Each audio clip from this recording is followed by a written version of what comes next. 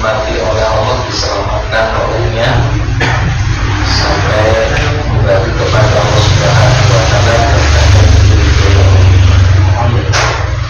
Sudah pernah kita pelajari pada bagian awal dari buku ini tentang perjalanan hidup manusia.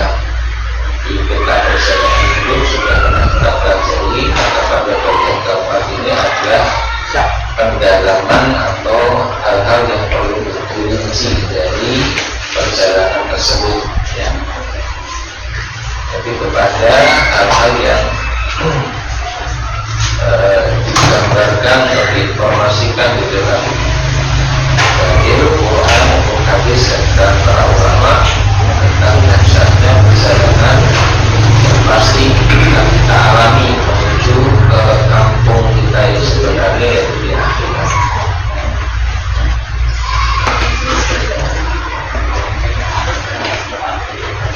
Awal perjalanan menuju akhirat adalah ketika kita meninggalkan dunia, yakni saat bertemu dengan apa yang disebut dengan kematian.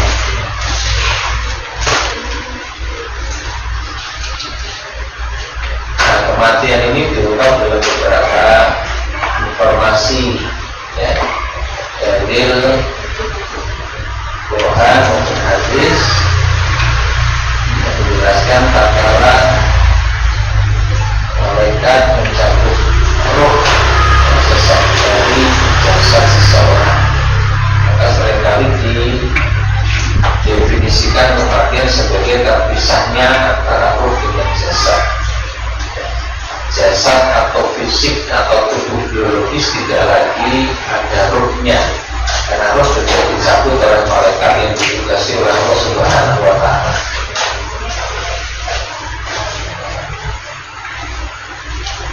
Kemudian kematian juga diungkap oleh Nabi sebagai sesuatu yang menghancurkan segala kelezatan dunia. Artinya orang tidak lagi bisa menikmati kesenangan-kesenangan duniawi karena sudah ditinggalkan. Al-Quran mengungkapkan sebagai kefanaan, sesuatu yang pasti akan hancur dan binasa. Kullu man 'alaiha fan, semua yang ada di atas dunia akan hancur binasa. Nah, kematian ini adalah kepastian. Kematian adalah kepastian. Mati itu pasti, bukan kemungkinan.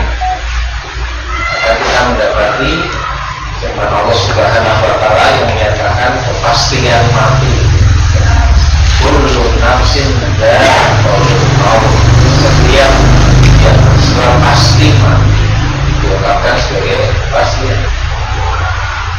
Di ayat 185 Al-Imran, di ayat 35 surat Al-Anbiya, kalimatnya sama, kullu nafsin dha'iqatul maut, setiap yang berjiwa pasti mati.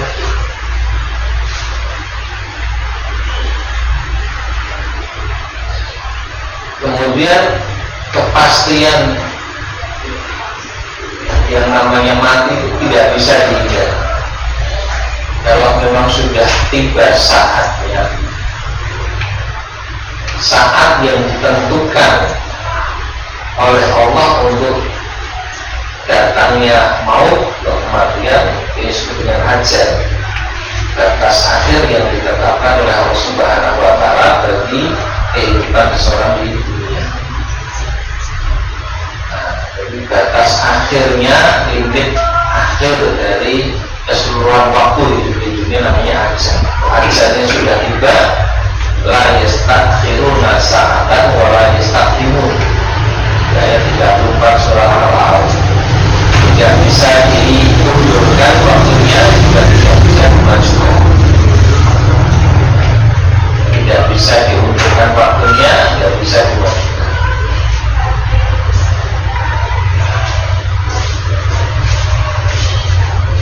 Lalu kalaupun manusia tidak menyukai atau membenci kematian lalu berusaha untuk lari atau menghindarinya, dia tidak akan pernah bisa. Di ayat 8 surat Al-Jumu'ah berfirman, innal mauta alladzi tafirruna minhu sesungguhnya kematian yang kalian berusaha lari dari fa'innahu mulaqikum, maka sesungguhnya dia tetap akan mendatangi kalian. Tidak bisa ya dihindari meskipun berusaha untuk lari.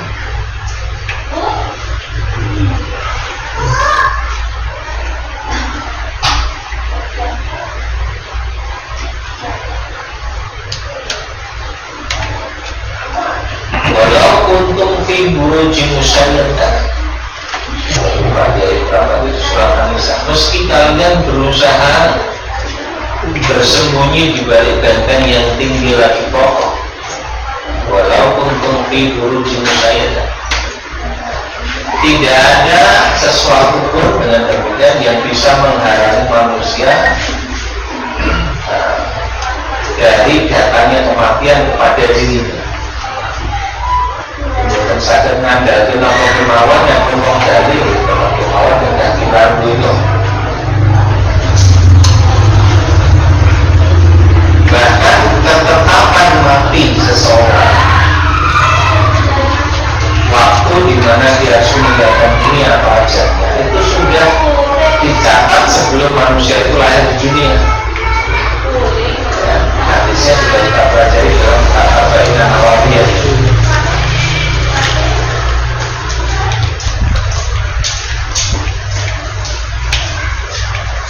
Diutus malaikat dan diperintahkan untuk mencatat 4 ketetapan. Dikati rizkihi, wa ajrihi, wa amalihi, wa syaqiyun aw sa'id. Tapi di antara 4 ketetapan yang dicatat malaikat itu sebelum kita lahir di dunia, masih di alam rahim, adalah dikati ajrihi, ketetapan ajal. Ajal itu sudah ditetapkan, tapi kapan secara pastinya tidak diberitahukan.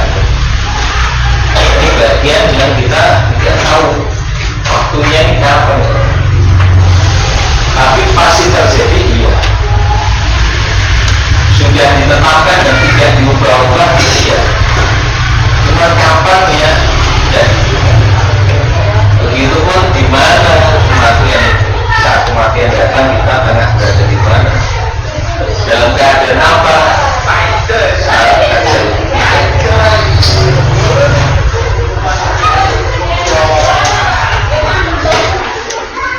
Nah, terhadap sesuatu atau hal-hal yang kita belum mengetahui, ini yang seringkali memunculkan rasa takut dan kekhawatiran. Biasanya pun kita ajar juga kalau dari mengutus masih merupakan misteri sehingga memunculkan kaos ajri atau kiai karena masa itu.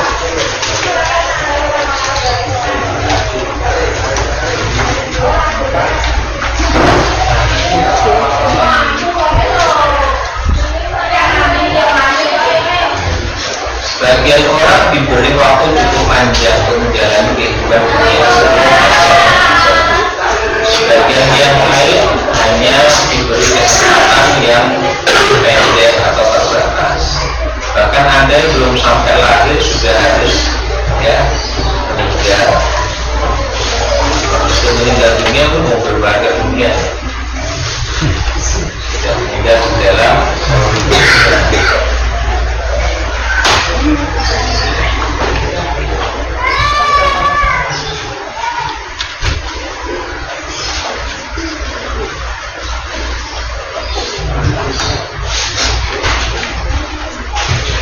Nah, maka berkaitan dengan kematian itu, yang terpenting itu bukan waktunya kapan, yang menentukan juga bukan panjang atau pendek waktu hidup yang diberikan sebelum kematian tiba, tapi dalam keadaan apa saat ajal itu datang kepada kita. Dalam keadaan apa?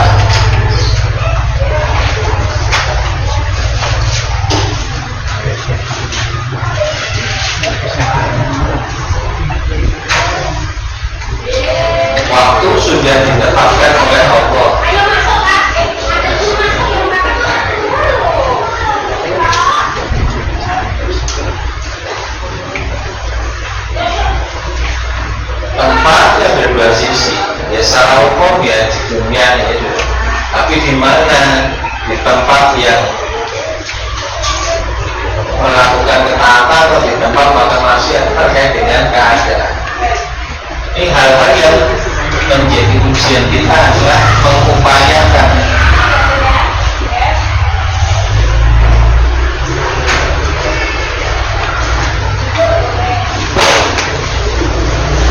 keadaan terbaik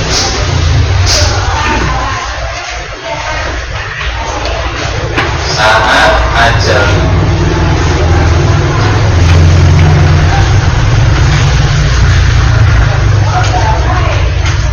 Keadaan terbaik inilah disebutnya husnul khotimah.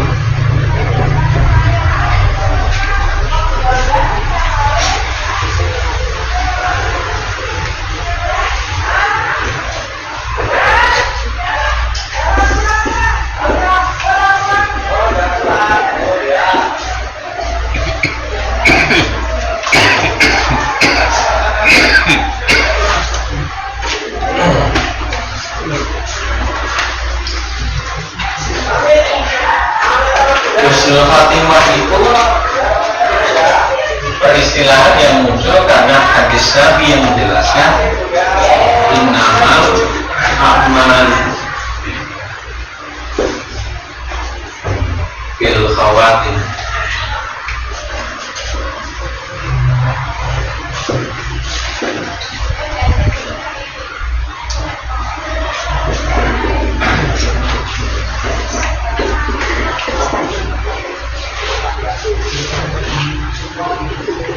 Sungguhnya amal itu tentukan pada bagian penutup.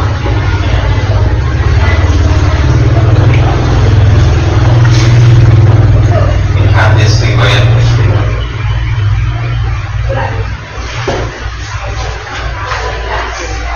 Karena penentu amal pada bagian penutupnya,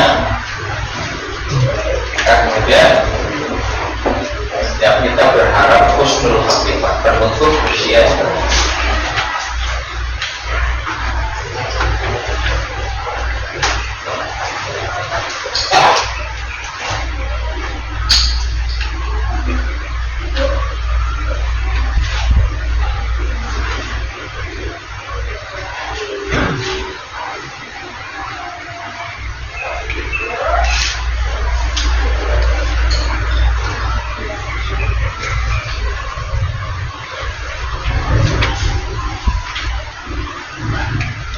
Mengupayakan keadaan terbaik. Upaya yang dimaksud tentu saja adalah amal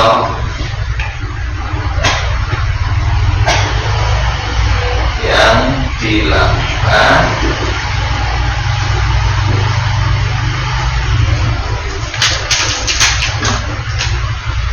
sebelum tiba ajal kematian.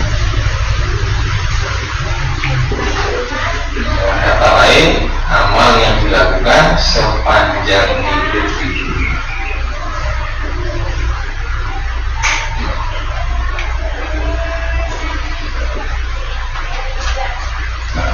Amal inilah yang diungkapkan di Quran surat Al-Tawbah 105.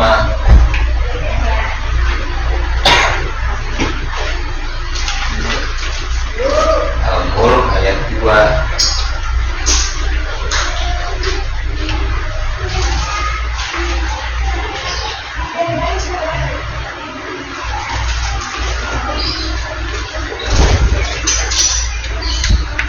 Ikmadu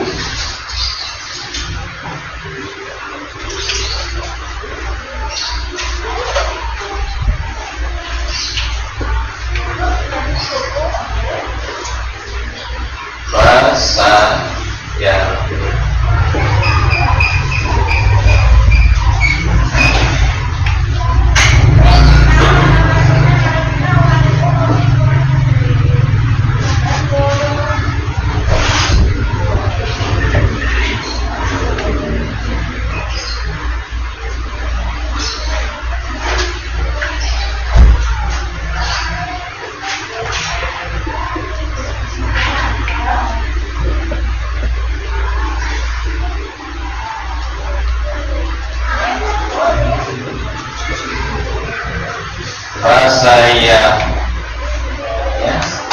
Fasayara ahmalakum, siapa Allah Rasuluhu wal mu'minun.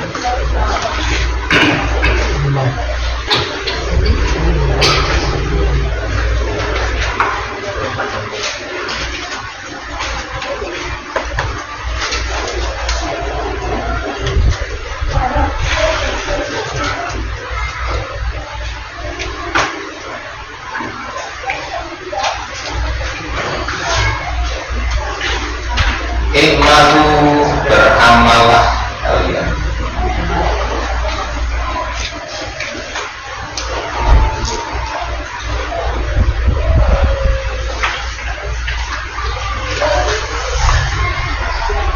Perintah beramal berlaku di sini.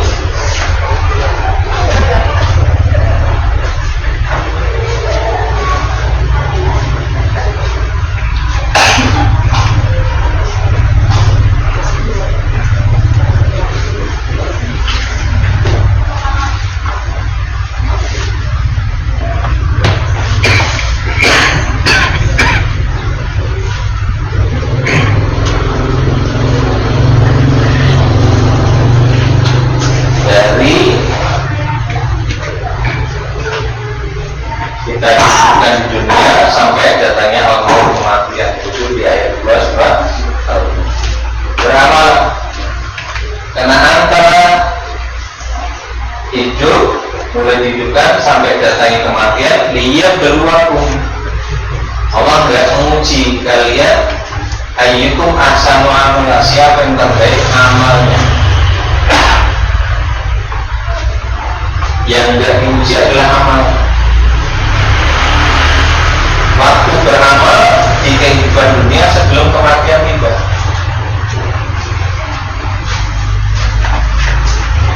Lalu di sini ada yang melihat, mengawasi, memperhatikan, melaporkan. Fasayara malakum, akan melihat amal-amal kalian. Siapa itu? Allah, Rasulnya, orang-orang mukmin.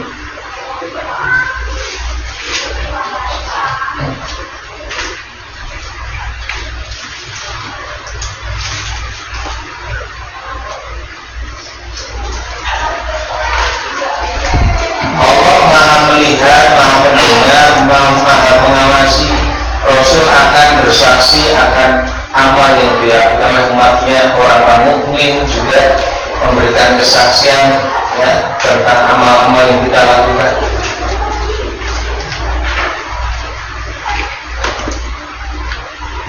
Usai melakukan amal di kehidupan dunia dengan menyadari ada Allah yang mengawasi, ada Rasul yang semestinya diikuti, ada orang-orang beriman yang harusnya membersamai amal-amal yang kita jalani. Ali Imran 103 As-Safaifah. Ya cukup banyak ini. Allah maha mendengar, maha melihat dan seterusnya. 3, 31, 33, 21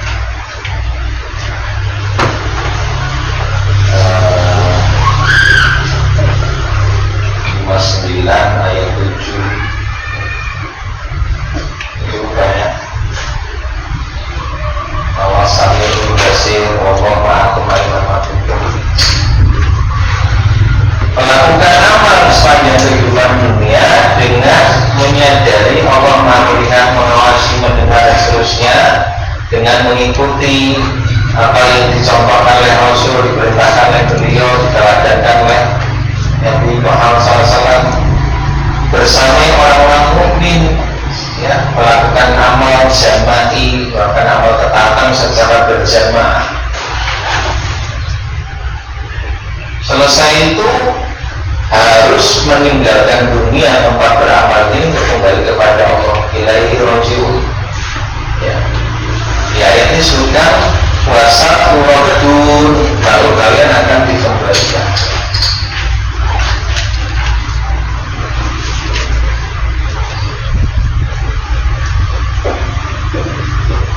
Puasa uraduna,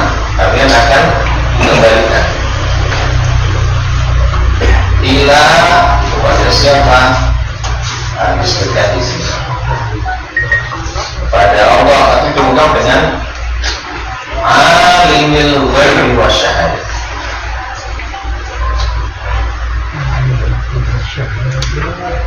Alim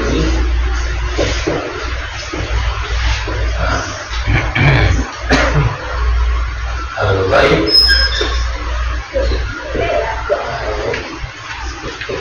wasyahadah.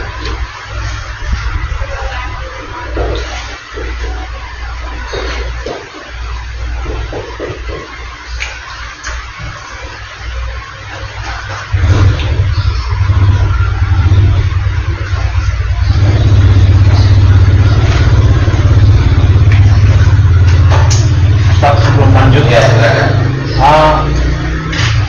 Tidak kelewatan bahwa setiap amal itu diawasi atau dalam pengawasan Allah, Rasul dan para Ya, orang-orang mukmin.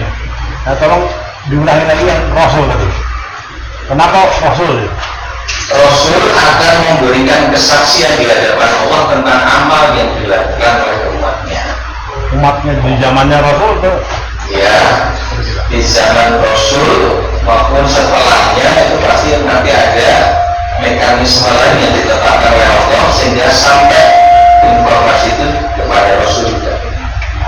Ya, karena kami yang berbicara, Rasul masuk dan seterusnya, dan Rasul memberikan kesaksian. Orang-orang mukmin ya yang hidup di masanya ya juga pun memberikan kesaksian terhadap amal yang kita lakukan. Tapi juga bisa bermakna bahwa ini mengisyaratkan dalam beramal mestinya dibersamai dengan orang-orang mukmin. Amal bersama yang dijalani ya dengan orang-orang mukmin berjamaah.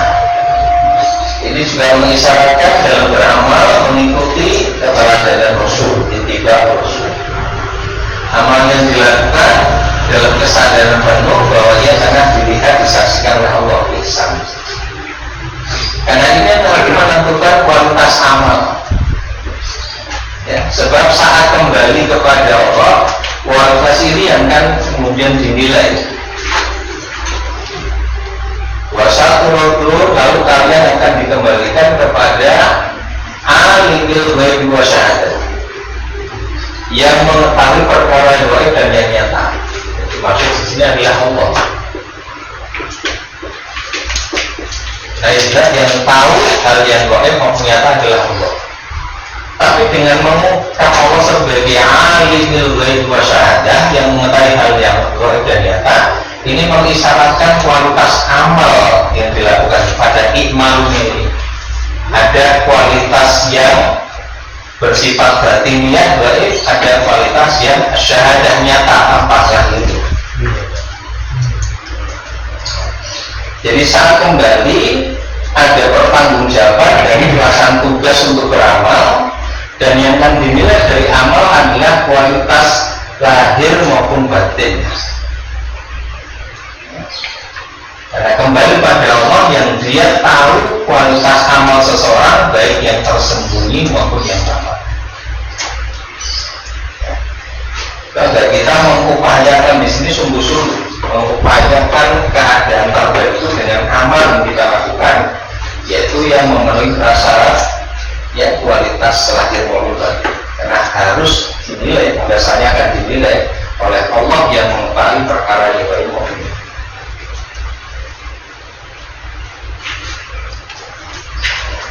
Nah, sesungguhnya cukup bagi Allah yang maha mengetahui. Tapi Allah hendak menggelar satu persidangan di mana ditampakkan keadilan yang nyata dan manusia tidak bisa mengingkarinya. Maka nanti kemudian ada tahap demi tahap dalam perjalanan itu. Di ayat ini setelah wasatu waktu ila alimil ghaibi wasyahadah fa'inab dihukum, proses fa'inab dihukum. Setelah ini ya fa'inab dihukum. Ini masih di ayat ini, ayat 105 surat At-Taubah.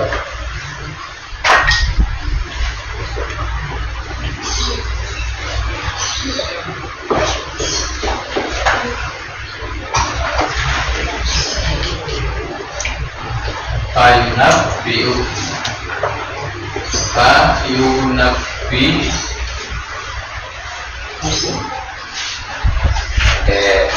walaupun 105 tahun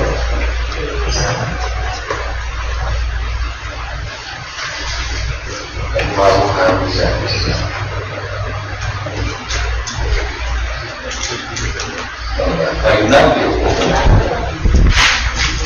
Fayunabbi hukum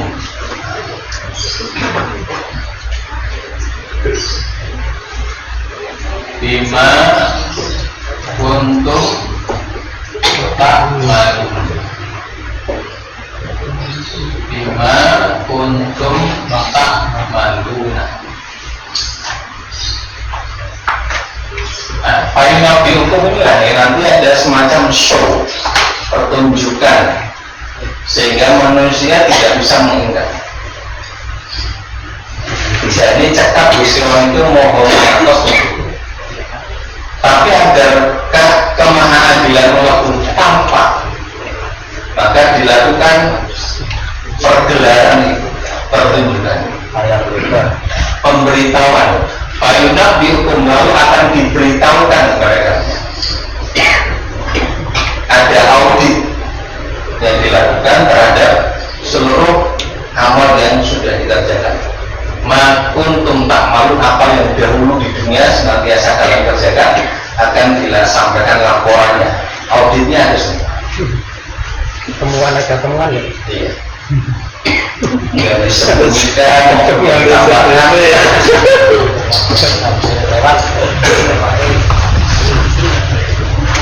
Nah, karena itu sampai ada catatan,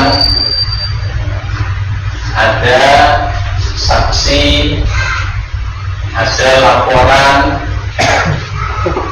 sumbernya masing-masing. Catatan malaikat, kesaksian anggota tubuh kita, laporan seluruh makhluk sebagai sumber auditnya, sumber informasi untuk disampaikan tentang amal yang kita lakukan itu dari berbagai.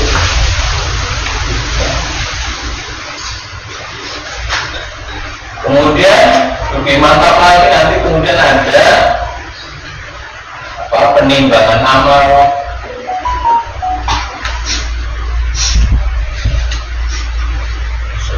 kitab catatan dibuka ya.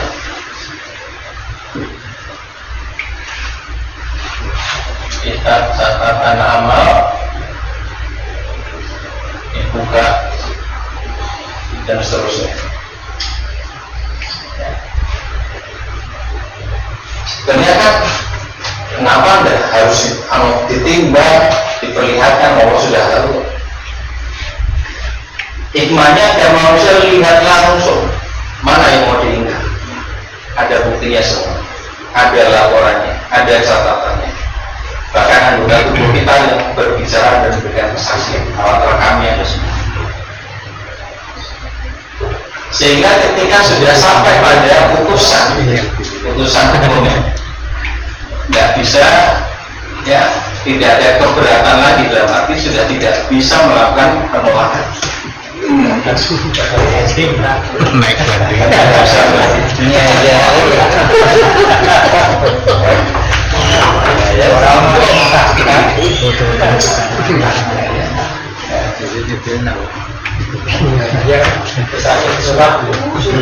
Iya, kan putusannya surga atau neraka.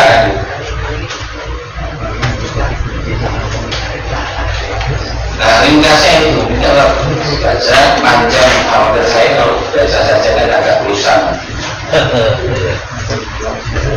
Kira-kira seperti itu.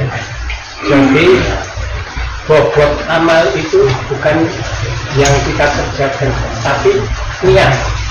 Bobot niatnya itu betul-betul karena Allah yang jelas. Walaupun kita hanya mengerjakan amal yang kecil-kecil, tapi bobot niatnya itu tinggi. Itu amalnya juga akan berpahala. Bobot amal, ya, ditentukan beberapa hal. Satu, jenis amal.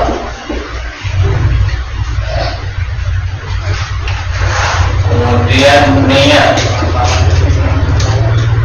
kemudian cara, ya. Kemudian frekuensi apa? Berapa kali namanya frekuensi itu? Frekuensi apa sih? Kuantitas. Berapa kuantitas dan ini kontinuitas. Istiqomah. Kesinambungan di dalam ada amal besar, bobotnya kecil. Ada amal kecil, bobotnya besar. Karena niat misalnya, kita sudah pernah bacakan hadisnya. Ada orang berjihad, ada orang yang mengajarkan ilmu, ada orang yang bersepeda. Tidak dapat pahala sama sekali, malah masuk neraka ke jahanam. Kenapa? Karena niatnya. Jadi niat yang ikhlas itu bukan hanya tidak diterima amalnya, bahkan disiksa. Sekedar tidak diterima, tapi ada siksa.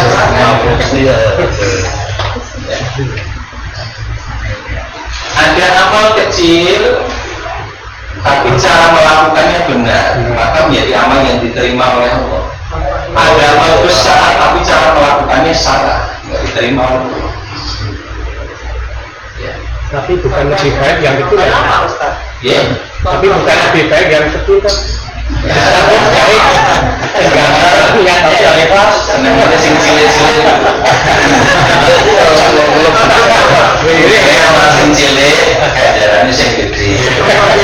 Sing lakoni sithik nih kok ya akeh.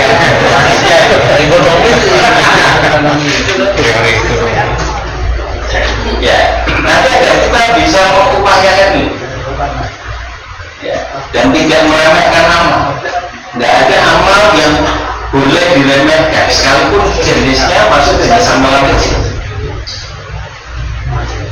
Kalau perhatiannya besar, maka kita akan menata niat yang ikhlas dengan cara yang terbaik dan tepat. Maka amal kecil tadi nilainya menjadi besar, tapi dilakukan secara terus menerus. Begitupun dosa.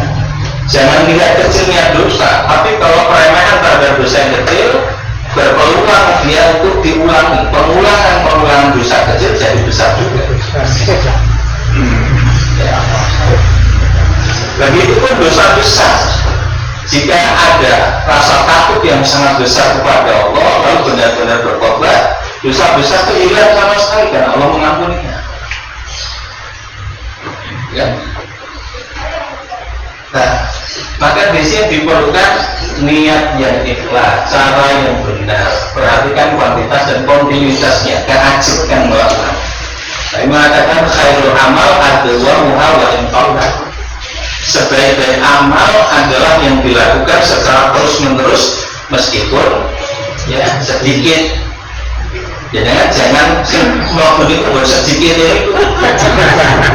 Yang diserap itu adalah dakwahnya, kontinya. Kan seringkali kita walaupun sedikit dan sedikit itu yang dicekal. Padahal yang dicekal itu ada wamuhan, kontinuitas. Karena tak kala amal itu sedikit tapi kontinu terus-menerus jadi amal yang banyak.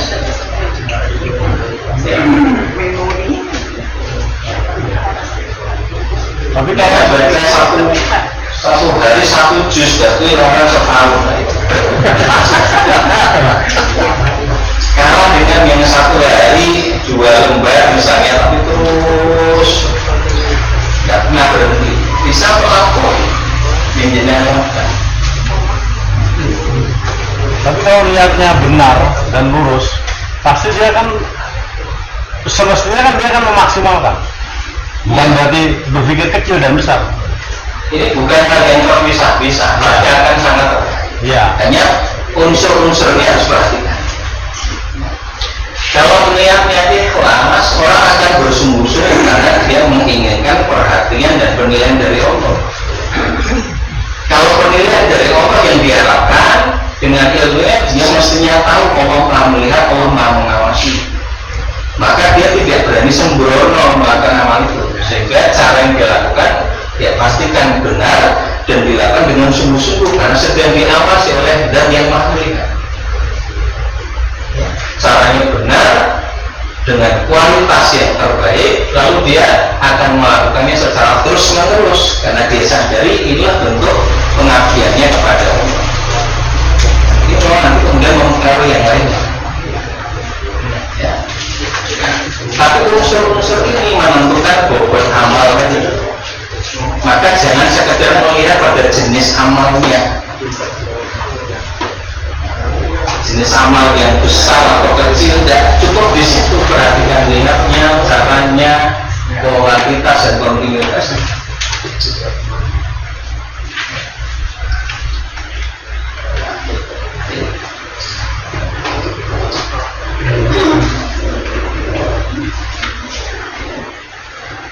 Bisa juga pada kadar manfaat.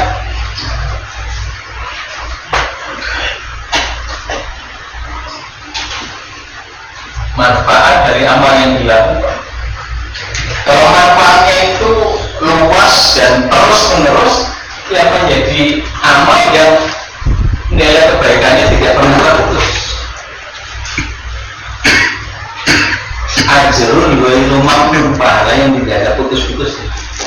Berkata saya, sedekah jariyah itu bermanfaat, soleh beragama.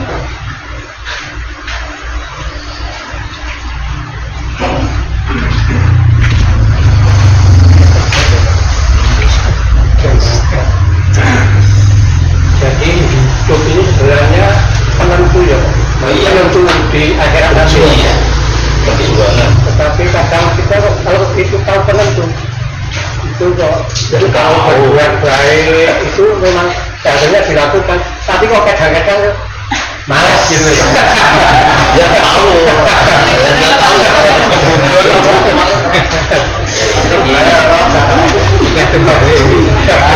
Setan itu ya Ada pengaturan. jujur lah itu ya. Kalau tahu di dunia itu jadi penentu bagi kehidupan setelahnya, kenapa kita malas untuk melakukan ketaatan, amal soleh, jadi kehidupan kira-kira untuk memasukkan Karena sesungguhnya belum tahu. yang nggak enak itu malah berarti saya hapus ya. Air tiket air.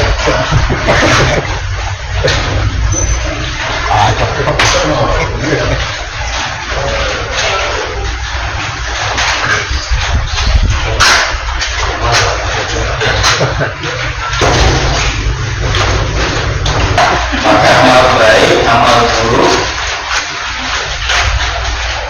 ada unsur yang menentukan amal itu dilakukan.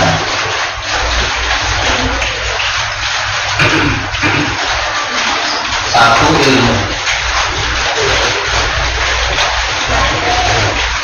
Ketika orang itu sudah tahu ilmu, sudah tahu bahwa hidup di dunia itu memang aspek ilmu dia sudah miliki. Kok males kira-kira apa?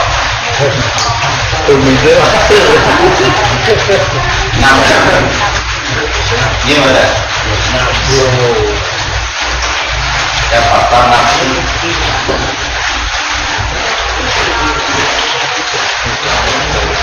Ilmu harus dimiliki sehingga orang mengetahui benar salah, hak, batil, baik, buruk, taat, maksiat. Harus tahu ilmunya ini. Tapi tidak mungkin ilmu dimiliki kecuali orang harus belajar. Nah, untuk ilmu, ilmu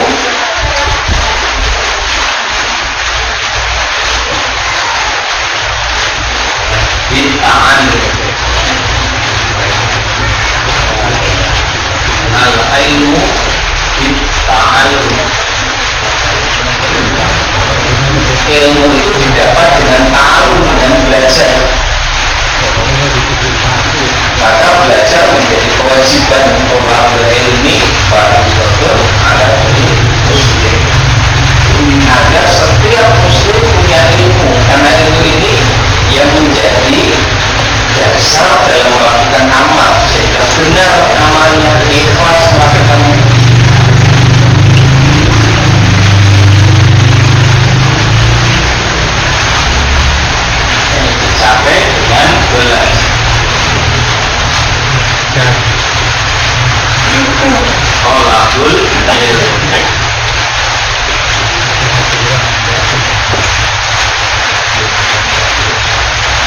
Tapi faktanya ada orang mengetahui hal yang benar, hal yang wajib orang dilakoni. Males lagi modal dan seterusnya. Karena ada unsur hawa nafsu.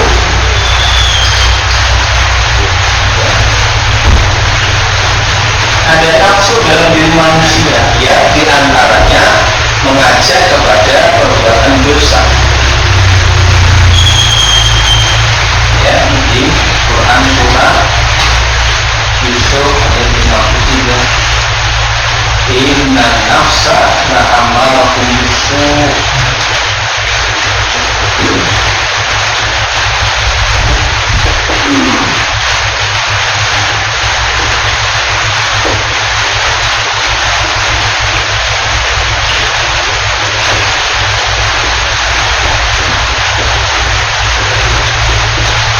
Sesungguhnya nafsu benar-benar mengajak kepada perbuatan dosa. Ada yang dikecualikan ini illa ma rahima rabbi, illa ma rahima rabbi, kecuali yang dirahmati oleh Tuhan. Nafsu ngajak melakukan perbuatan dosa, kecuali marah yang dirahmati Tuhan. Nah, disinilah kemudian nafsu butuh untuk dididik, ditundukkan.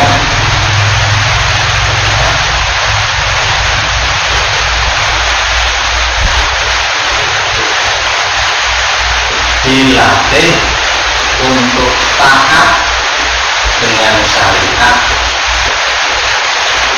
dengan agama.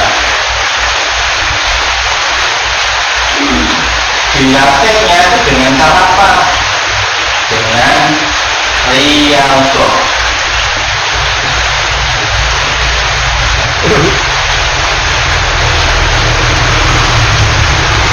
Mujahadah.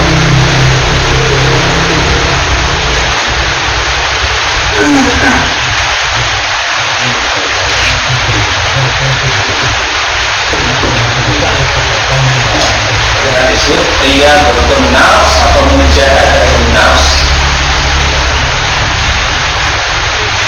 Maka ada kitab Riyadhus Shalihin, riyadhahnya orang-orang saleh.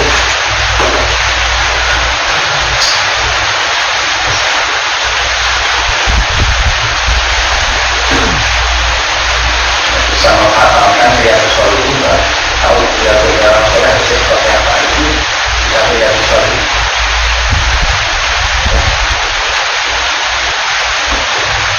Melatih nafsu untuk taat tunduk dengan syariat.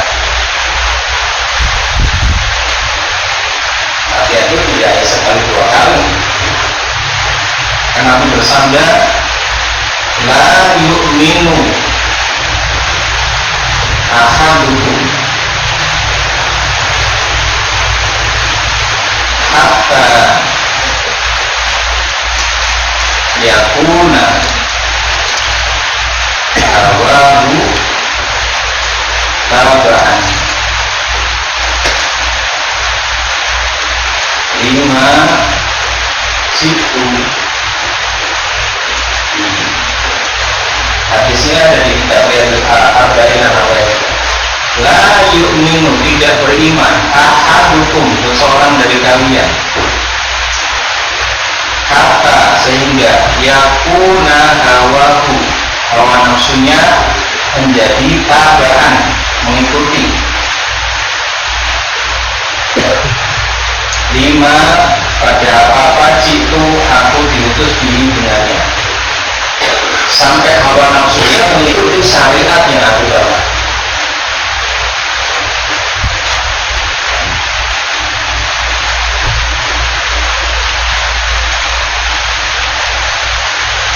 Karena nafsu ini harus dididik, dilatih, ditundukkan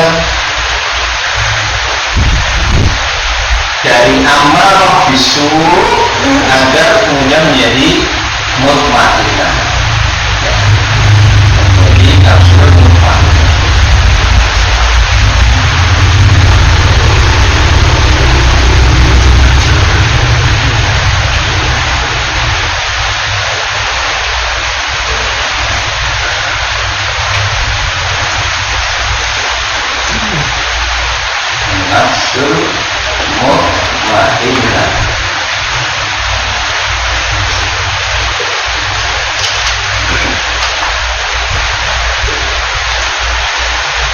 mendidik nafsu yang mengajak pada perbuatan dosa agar menjadi nafsu mutmainnah. Nah, nafsu mutmainnah inilah yang disebut di ayat ini marahimah rabbi. Nafsu yang dirahmati oleh Tuhanku adalah nafsu yang mutmainnah, tenang dengan iman dan ketaatan pada Allah. Tapi menjadi tenangnya ini tidak tiba-tiba ada riyadhah, ada mujahadah yang dilakukan.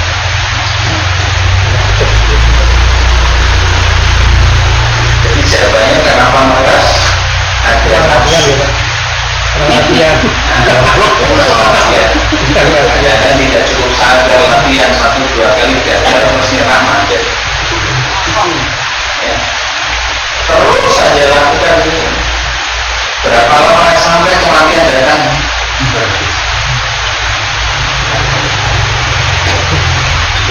Ini sebab pertama yang menjadikan dari malas, wabah dan sebagainya pada biasa.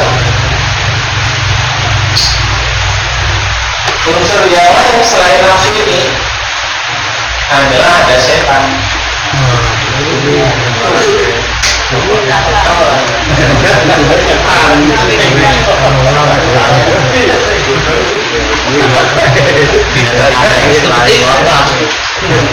Angkane setan lagi.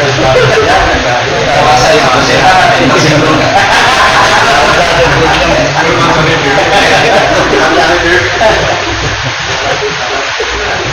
Al-Baqarah 208.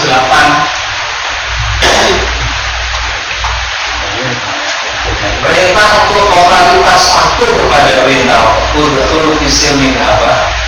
Langsung disambung dengan kalimat wala tatabu khutuwatis syaitan. Itu mengisyaratkan untuk totalitas kepatuhan kepada Allah. Kafah dalam berislam, ya, itu pasti akan menghadapi berbagai upaya syaitan. Khutuwatis syaitan. Karena setelah betul isilmin apa masuk wala tatabu khutuwatis. Jadi kalau Allah memberitahukan sadari dia adalah musuh kalian yang sebenarnya. Innahu lakum aduwwun mubin. Innahu lakum aduwwun mubin.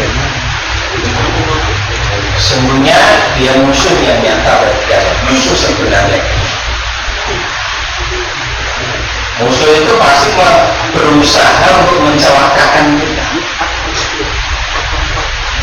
sehingga dia akan memasukkan pengaruh di dalam hati kita. Sebab hati itu yang mendorong kita melakukan tindakan. Kalau kita Tasyiatun Nufus disebutkan hati itu benteng pertahanan yang akan coba dimasuki oleh setan. Kalau ada pintu benteng yang terbuka, setan segera masuk itu. Nah, maka jangan sampai benteng ini terbuka untuk rapat-rapat, karena setan akan menjadikan target untuk memasukkan alladzi yuwaswisu fi sudur, memasukkan dalam was.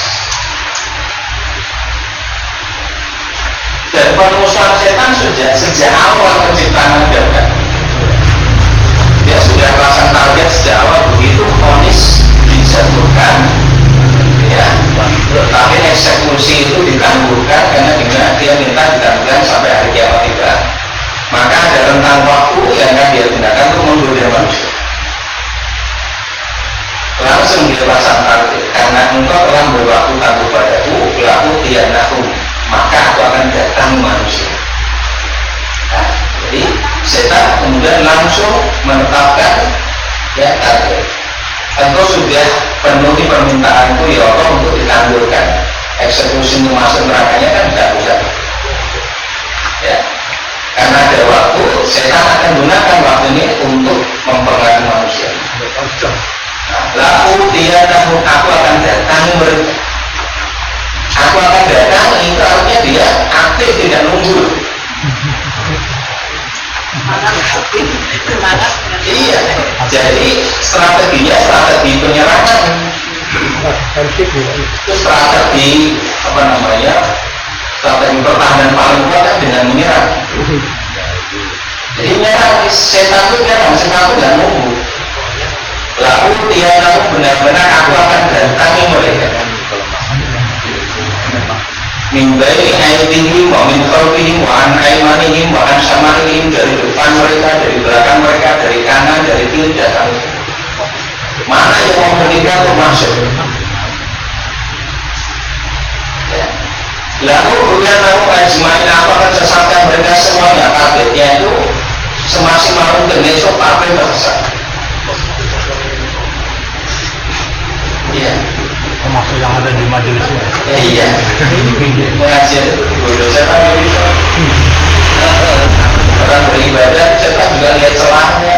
Setan selalu mandel.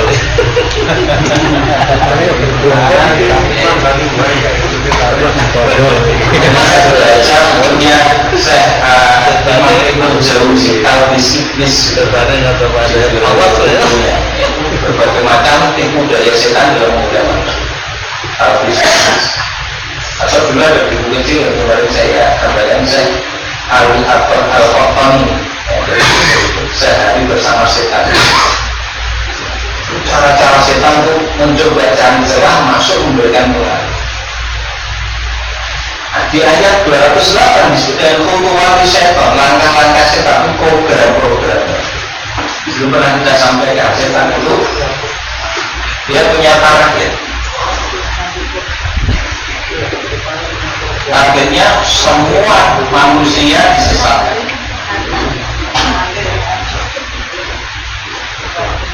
Targetnya maksimal semua kalau bisa.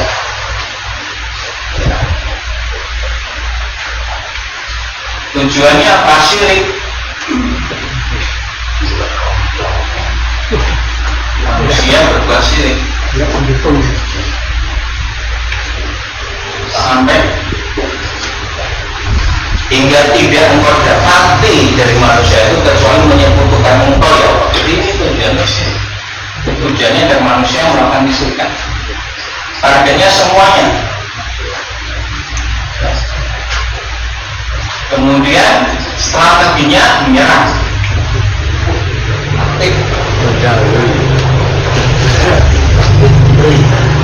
Strateginya menyerang. Lalu tianan apa mendatangi berarti strategi menyerang.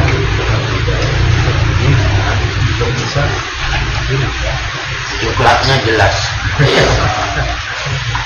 Rentang waktunya ya sampai kiamat juga, sampai hari manusia dibangun. Ila yang hebat. Meskipun setan iblis tahu manusia ini ada yang tidak bisa digoda. Illa min ibadakal mukhlasin, kecuali hambamu yang ikhlas. Maka kunci kemenangan di sini. Illa min ibadakal Mukhlis. mukhlasin. Illa min ibadakal mukhlasin.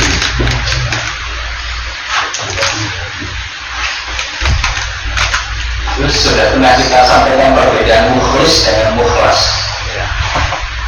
Sedang kata berarti itu. Mukhlis itu orang yang ikhlas, tapi ikhlasnya itu belum menjadi sifat yang permanen. Tapi kalau sudah mukhlasin itu sudah menyatu dengan diri. Sudah ada ngasih gambaran ibaratnya orang yang bisa nyanyi dengan penyanyi itu beda atau sama? Kualitasnya lebih bagus mana? Penyanyi.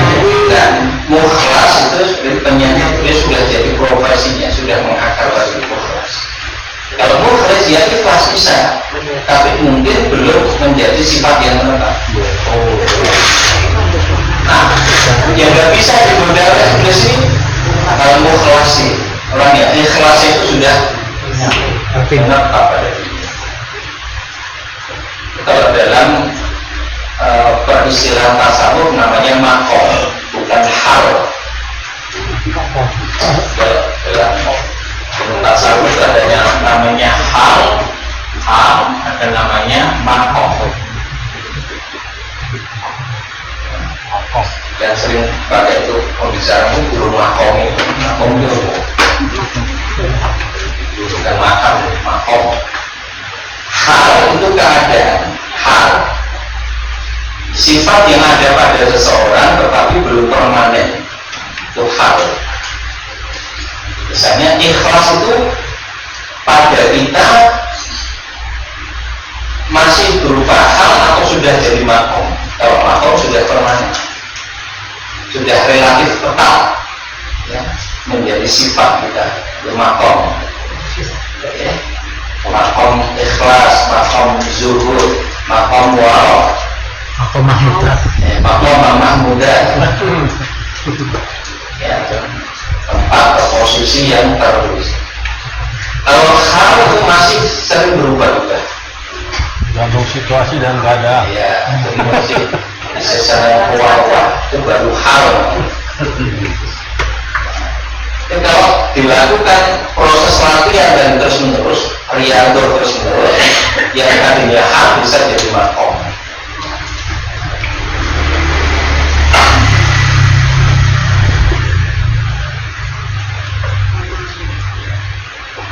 Nah, gitu nih, ya pertanyaan tadi, kenapa kok jadi malas gitu ya? Ada nafsu, ada setan yang menggoda. Masih ditambah lagi unsur yang lain terus jadi malas dan apa kira-kira satu lagi? Belum pernah kita sampaikan. Satu nafsu, dua setan, tiga apa?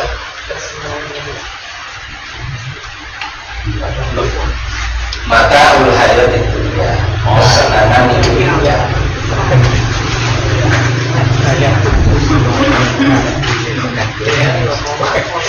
Ini sih kan. Senangan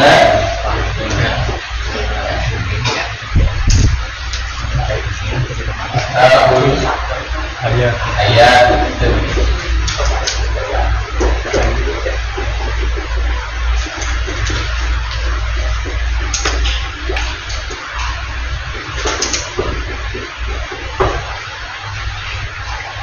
Tapi sebetulnya itu kan bisa masuk dalam nafsu juga.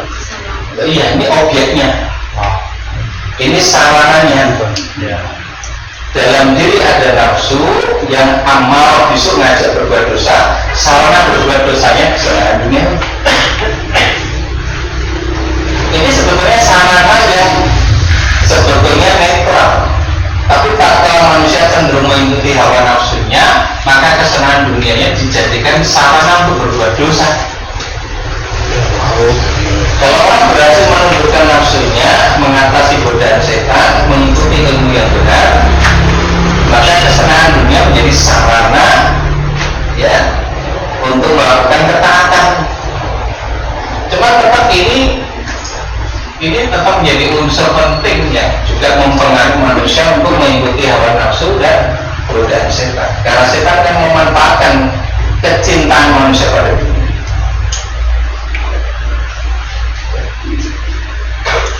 Kan ngajak itu perlu apa namanya? Iming-iming ya Pak. Iming-iming. Ini pernah kita sampaikan, tapi pernah dapat garis lurusan.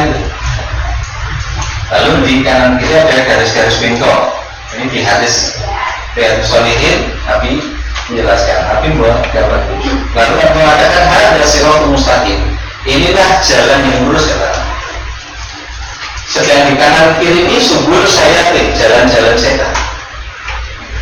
Setan akan berada di ujung jalan yang bengkok ini, ya, untuk memanggil kalian yang sedang berada di jalan yang lurus ini.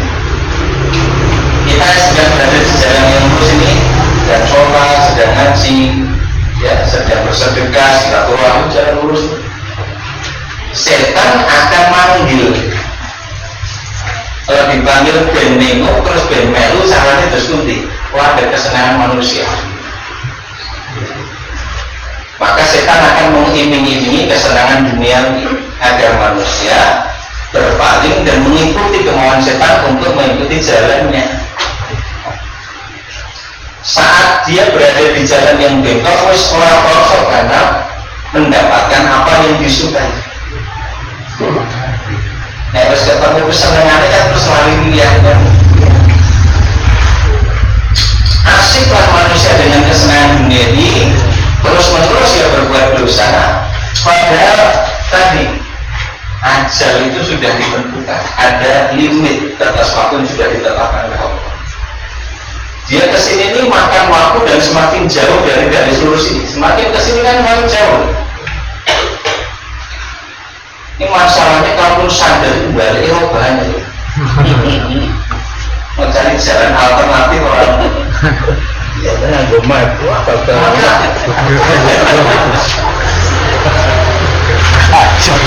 Baru busuk pil. Iya.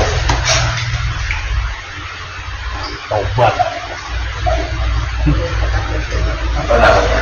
Mentaati perintah Allah, menetapi jalan yang lurus itu berat, ya. Tapi lebih berat lagi yang sudah terlanjur berbuat dosa untuk balik lagi lebih berat. Ya, jangan sampai tergoda pun bela lagi. Nah, setan akan manfaatkan yang manusia itu suka dengan dunia, maka dunia menjadi itu. Orang-orang itu sosial, sing benar ini sing merantau berdampak. Jadi begitu setan akan mempengaruhi pikiran manusia untuk mulai meremehkan jalan lurus yang sedang dia tempuh. Kok balik berapa para seperti kok kan?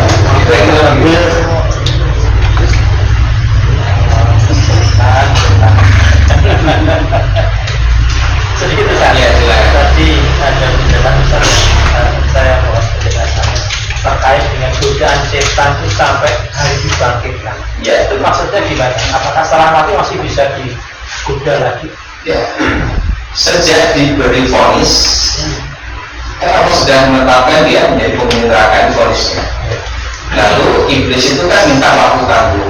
Ya Allah, anjurni ila yaumil tangguhkan masa hukumanku sampai datangnya hari manusia dibangkitkan, sampai hari kiamat. Jadi kalau kiamat belum terjadi, jangan jatuhkan vonis dulu pada itu. Kemudian Allah mengatakan kamu termasuk yang diberi waktu tangguh, berarti bandingnya diterima. Ya Allah menerimanya.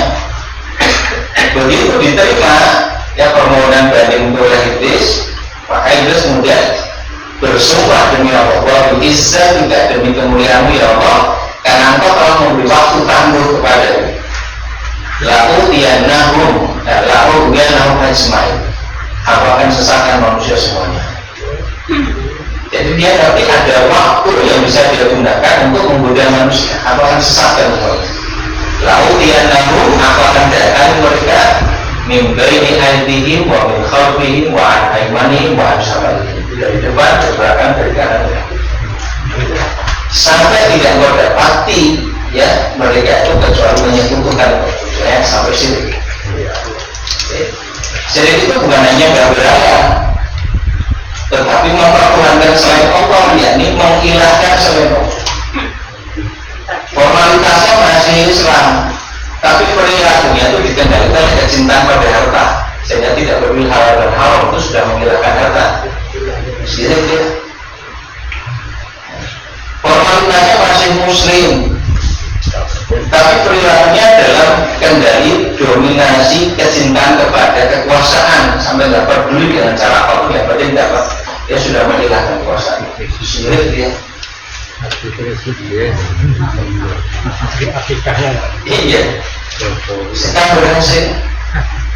Jadi sampai hari dibangkitkan itu adalah batas waktunya sampai kiamat terjadi.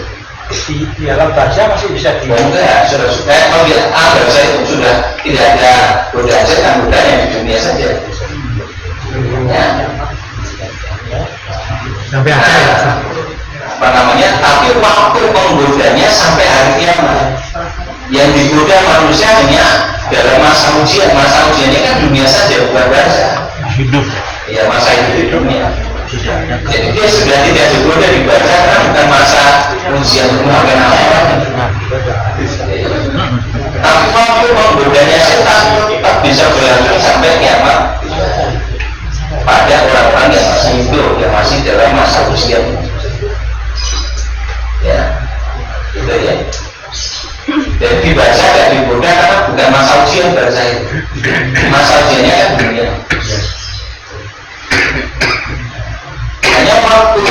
godanya masih berlangsung. Silakan, tapi pada siapa? Pada manusia masih hidup di dunia yang masih berada di masa usia.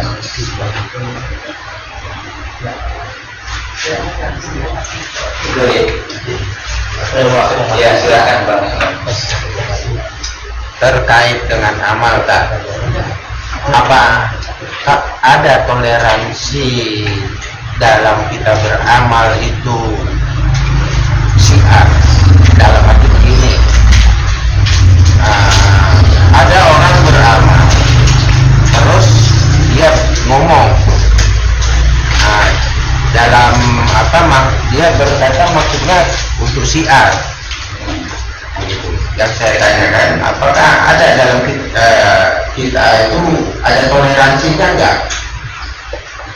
Selalunya kadang-kadang ini sering emak-emak ya menulis di status apa itu namanya itu? Ini kambing hitam kan mama ya.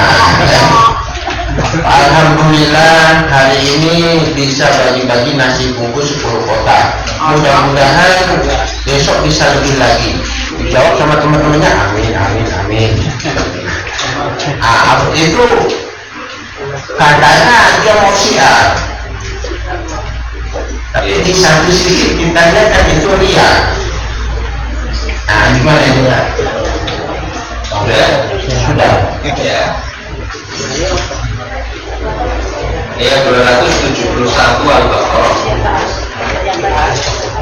Al-Baqarah surat kedua ayat 271.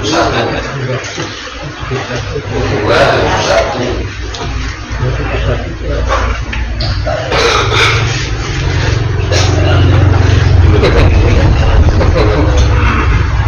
Sudah ketemu coba dibaca. 271.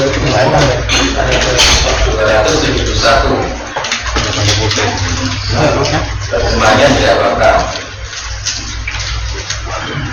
untuk Ya. kopi fani ilma dia fa'in tukuha wa tu'uhal koro fahuwa khairul lakum wa yukaffiruhankum min sayiatikum wallahu bima ta'maluna khabir. Sebenarnya ya, Jika kamu menampakkan jika sedekah-sedekahmu, kamu menampakkan sedekah-sedekahmu, maka itu baik. itu baik. Dan jika kamu menyembunyikannya dan memberikannya kepada orang-orang Jika kamu fakir, sembunyikan sedekah-sedekahmu, sembunyikan kamu beri kepada orang-orang fakir, maka itu lebih baik dan lebih baik, dan Allah akan menghapus sebagian kesalahan.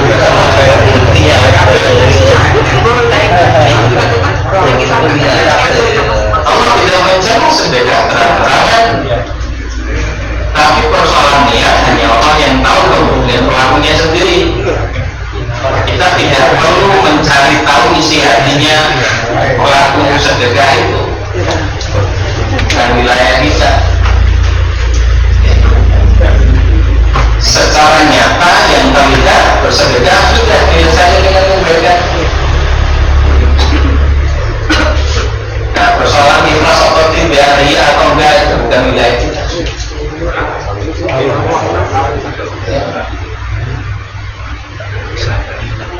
Ya sering kali saya sampaikan, kita ini bukan tim penilai.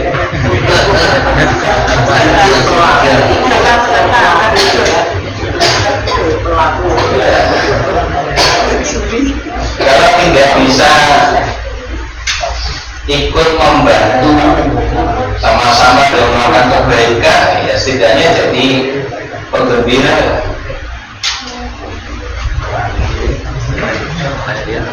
Mensupport gitu ya, motivasi untuk banyak orang melakukan hal yang sama.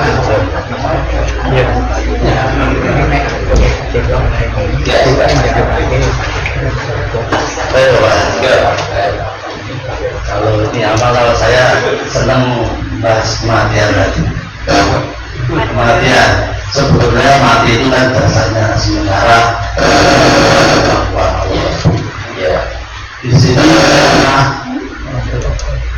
sedikit mendengarkan dari doa bahwa roh itu kalau kembali ke paman Allah itu sebenarnya senang, apalagi yang ditempati dulunya itu orang-orang yang suka berbuat maksiat. Jadi kalau dia pulang itu harapannya senang kembali orang-orang di surga. Makanya kalau ada orang meninggal gak usah ditangisi karena itu sudah pulang semua. Dan saya tanya tapi itu peradilan itu kan yang menjawab itu kan anggota badan. Nah sementara untuk orang itu posisinya bisa dijelaskan.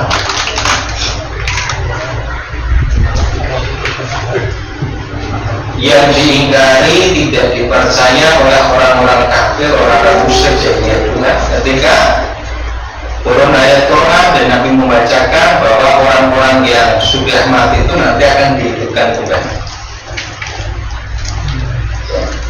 Dihidupkan kembali itu dalam mana disatukan kembali roh itu dengan jasad. Karena pengingkaran mereka itu dengan perkataan bagaimana mungkin manusia sudah hancur berkalang tanah, sudah menjadi tulang belulang kok bisa dihidupkan kembali. Itu mengisyaratkan bahwa dihidupkan kembali itu akan utuh kembali roh dengan jasadnya, sehingga menjadi sesuatu yang diingkari oleh orang-orang kafir. Dan justru itu menjadi bukti kemahakuasaan Allah.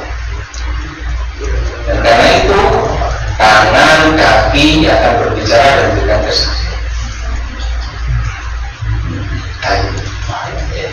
Tapi bagi orang-orang kafir itu malah untuk cemoohan itu. Hal-hal seperti itu malah menjadi celaan, dicela, dicemooh. Iya, ya kemudian di samping orang-orang kafir sepanjang zaman itu perilakunya serupa. Ya, agama dijadikan bahan olok-olokan. Jadi bahan olok-olokan. Akhirat itu dianggap hanya dunia. Ya, nabi-nabinya surga hanya dunia. Bahkan kejadian yang biasa seperti kemarin di Rohnya Yusuf dianggap itu hanya masalah fenomena alam. Sama sekali tidak coba dikaitkan dengan perilaku. Karena namanya orang kafir tidak ada iman sama sekali. Ya terserah akalnya saja mau berpikir seperti apa, mau membangun argumentasi seperti apa, ya, itu mengikuti hawa nafsu. Kalau beriman orang kafir itu hanya menggunakan akal dan hawa nafsu. Orang beriman menggunakan akal, hati dengan merujuk kepada ayat-ayat. Berarti setan itu sudah berbeda orang-orang kafir ya Pak? Setan itu sudah tidak kafir.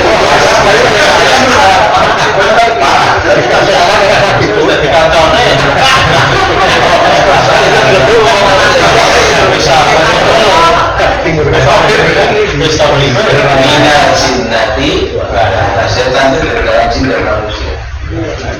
Orang-orang kafir sudah jelas itu setan dari dalam manusia. Setan.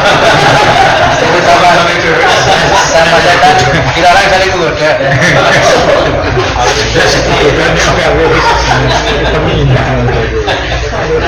Kesimpulannya adalah sudah setan dan tidak kafir.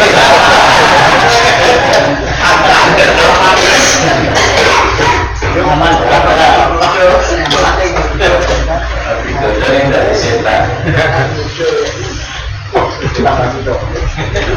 Jika banyak yang bisa lagi,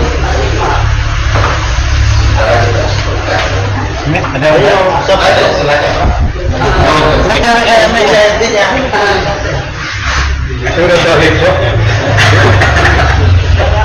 Ada itu. Ini hubungannya hubungannya dengan orang yang meninggal.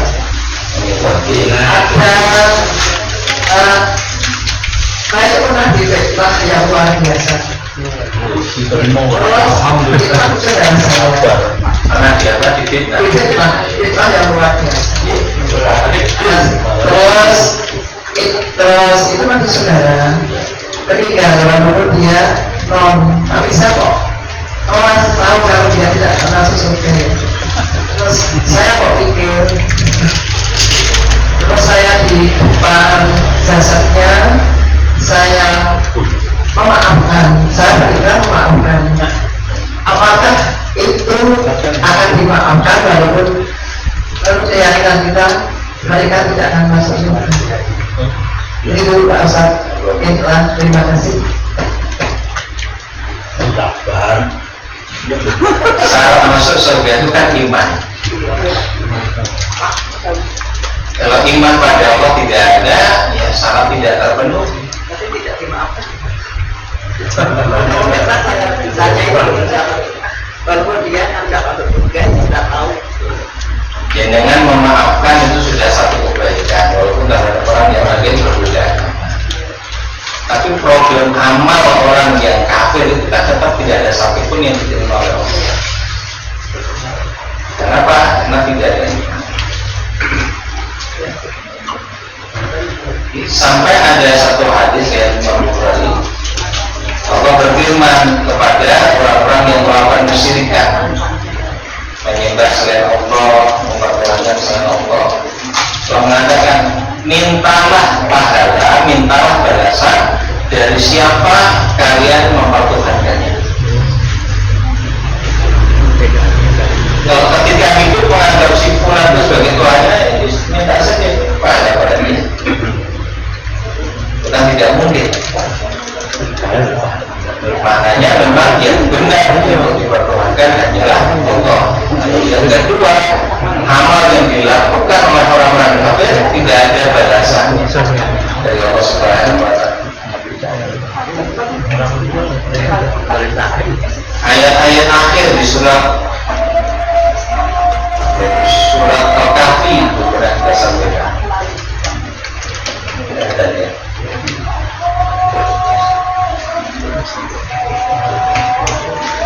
Ayat 103 sampai ayat 105. Surat Al-Kahfi surat ke-18 ayat 103 sampai 105. Katakanlah Muhammad, hal munabbi'ukum mau tidak? Kami beritahukan pada kalian bil akhsarina amala, orang yang paling merugi amalnya. Alladzina dhalla sa'yuhum fil hayatil dunya, yaitu orang yang sia-sia amalnya, sia-sia perbuatannya di kehidupan dunia. Wa hum yahsabun annahum yuhsinuna sun'a, padahal mereka dulu di dunia mengira telah beramal sebaik-baiknya. Siapa mereka? Mulai alladzina kafaru ayat mereka itu orang-orang yang kafir dengan ayat-ayat Tuhan, wa liqa'ihi, dan mengingkari pertemuan dengan Allah. Wa hafiqat a'maluhum, maka mereka terhapus dari mereka. Para mungkin belum berbahagia mati wasna, tidak ada satupun yang perlu kami timbang dari amal kita.